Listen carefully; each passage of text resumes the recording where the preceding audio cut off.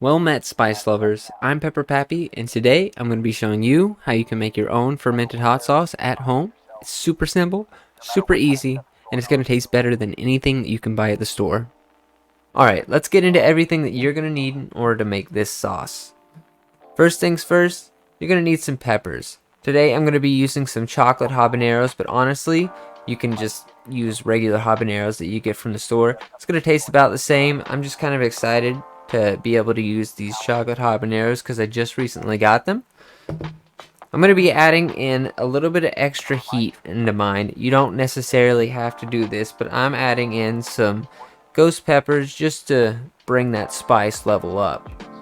You're also going to need some garlic. Now, garlic isn't exactly necessary to make the hot sauce, but honestly, I can't get enough garlic whenever I'm adding it into my hot sauces, so garlic, definitely a good option for you. Next thing that you're gonna need salt. The best salt to get is canning and pickling salt.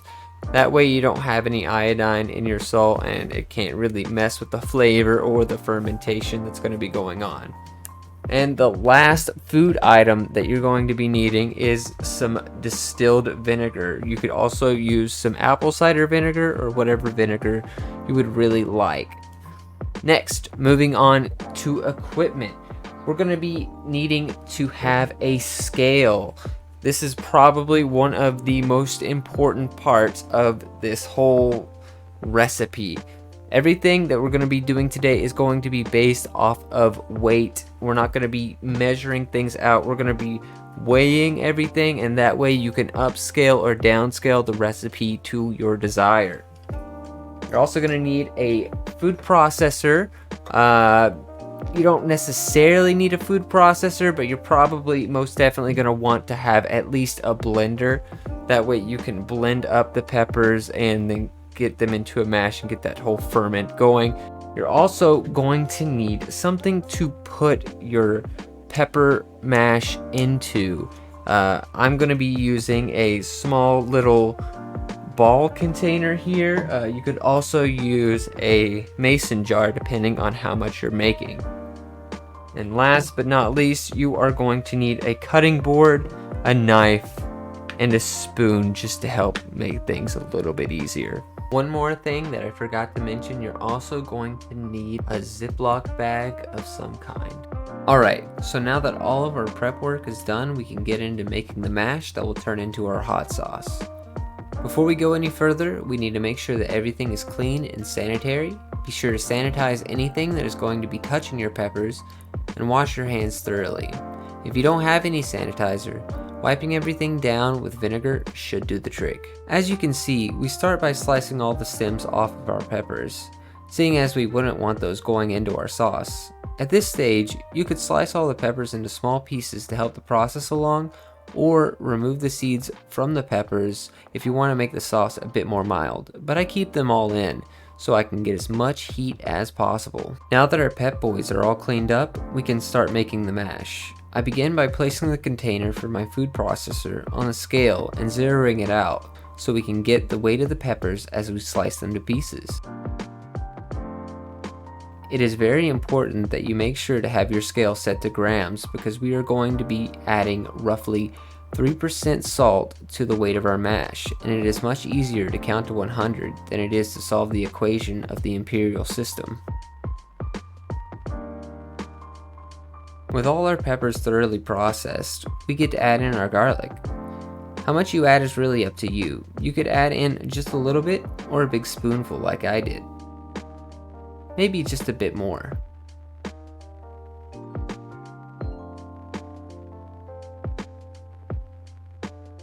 You can use your spoon to push down the mash, sticking to the walls of your container. Now this is the part of the process where you can really get creative, adding in whatever spices your heart desires and seeing how it affects the flavor of your sauce. But we're just going to stick to garlic for today. Finally, we get to add in our magic ingredient, salt. Now, since we're going for a 3% salt content, all we have to do is take the weight of our mash in grams and multiply it by 0.03. Or you could just ask Alexa like I did. Alexa, What's 3% of 125? 3% of 125 is 3.75. Weigh out your result on the scale and throw that sodium chloride into the mash and give that sucker another spin. And boom, you did it. You are well on your way to becoming a hot sauce master. Alright, so now that you've gotten your mash all prepped, it's time to transfer it into the container where we're going to be fermenting it for the next 2 weeks. As you transfer everything into the container, try to press the mash down just to keep any air bubbles out. Once you're done transferring, I like to take a paper towel wet with vinegar, and then I wipe down the edges just to keep everything all nice and clean. Once you've done all that, then you can take your plastic bag. I like to fill it with some salt. You don't necessarily have to use salt, but I say it's better safe than sorry. And then pour water into the bag. Then you want to seal everything up.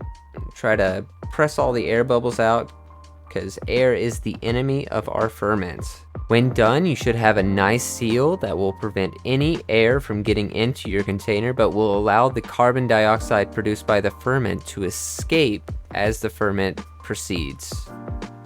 Next, we're just going to be placing this somewhere dark for the next 2 weeks. As for the best place to put your ferment, anywhere that's nice and dark and a constant room temperature is a perfect place for it. I choose the cabinet above my refrigerator just because it's kind of out of the way. Every couple days you're going to want to take your ferments out and give it a nice little stir. In this part, you want to make sure that there are no fuzzy or colorful growths on top of your ferment because that's mold and it pretty much means the end of your ferment. It's unsafe at that point. But if you do find something that is kind of white and webby, that's calm yeast, it's totally normal, and you can just mix that back in. But colorful and fuzzy is bad. Once you finish stirring your mash, you can go ahead and reseal the container and then place it back in its fermenting place for the remainder of the 2 weeks. Just remember to take it out every couple days and give it a stir. Alright, so now that our mash has been fermented for 2 weeks, we're all set to go ahead and make it into a hot sauce. Now, during this part, I'm going to be adding in a couple extra ingredients that I'm sure you're going to have around your home. You can go ahead and add those, or you can just stick to the ingredients that we've already covered. It'll work just fine that way as well. So now this part is going to be super easy. We're going to need our pepper mash, a blender of choice. I'm going to be using this little hand blender here. We're also going to need a bottle to put our hot sauce in, a vinegar of some kind. I'm going to be using distilled vinegar here. I'm going to need 2 spoons, a tablespoon, as well as just a regular spoon. Now that we have all of our equipment, go ahead and empty your mash into the blender. Give it a quick initial blend. Mine's a bit too thick, so I add in just a touch of vinegar to help it along. Once that's all blended, you're going to go ahead and check the volume of your hot sauce, and you're going to add in just as much vinegar. So 100 milliliters of sauce means you're going to be adding in another 100 milliliters of vinegar. Go ahead and give that another blend, and then boom, you are all set. You have made yourself a hot sauce. Now at this point, it's all ready to bottle, so you can go ahead and do that, or you can follow along with me as I add in a couple extra ingredients to try and improve the overall flavor of the sauce. First ingredient I'm going to be adding is just a little bit of brown sugar. Now you don't need a lot, you can just grab a tablespoon. You can also substitute the brown sugar for just regular white sugar. Doesn't really make that big of a difference. Go ahead and blend that into your sauce, and then we are going to move over to the stove. Go ahead and pour your sauce into a saucepan and bring it up to a light simmer. Once you've got it simmering real nice, go ahead and grab some ginger. Give it a generous sprinkling, then stir that in. The ginger is going to really help accent the heat of the sauce and give it that nice punch. Now we're just going to let our sauce simmer for about 15 minutes. This will help tame that raw flavor of the peppers. Once that 15 minutes is up, you can go ahead and pour your sauce into a bowl to cool. And now you have a wonderfully vinegary sauce that'll go great with almost anything.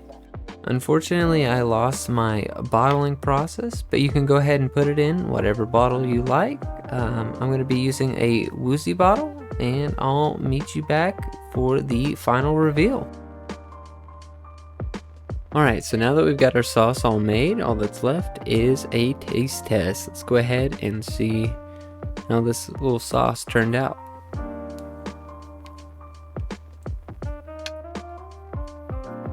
Got a spoon here.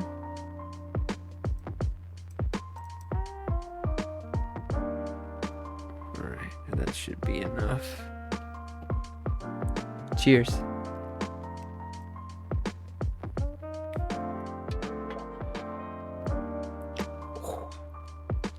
It's got the heat. Woo! Very vinegary. Woo, that's really quite a good sauce. The ginger brings out the heat, and the sugar rounded everything out real nice. I think that's a success. All that's left is a name and a label. And here is the final results. Quite happy with this sauce. I ended up naming it Pepper Pappy's Dark Desire because of the chocolate habaneros that make up most of it. I think it's a really good sauce overall. Go great on some chicken wings, and I also think it'd be good on a hot dog. Instead of putting sauerkraut, just throw some of this on there. It'd be bomb. If you guys got some enjoyment out of this video and maybe learned something along the way, be sure to leave a like, and if you want to see more hot sauce tutorials in the future, go ahead and subscribe, and I will see you guys later. Bye.